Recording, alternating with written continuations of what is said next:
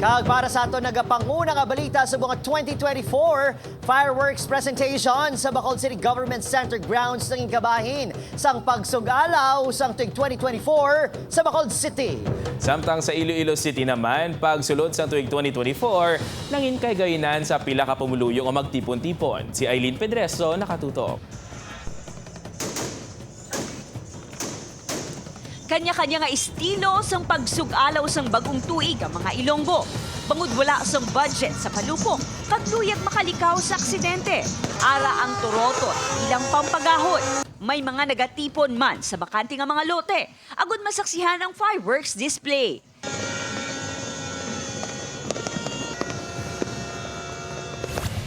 Imbis nga sa balay, ginpili sa mga bakuludnon nga sa Bacolod City Government Center magsugalaw sang bagong tuig para masaksihan ang ingrande ng New Year's countdown kag fireworks display.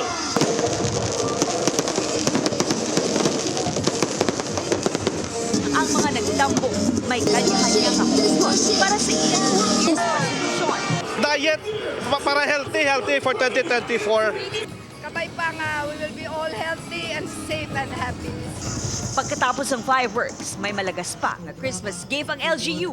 Pinaagi sa raffle kung sa diin nagpauli ang mga tagdaog sa motorsiklo kag salakyan. Upod Keruel Banggoy, Eileen Pedreso para sa GMA Regional TV Early Edition.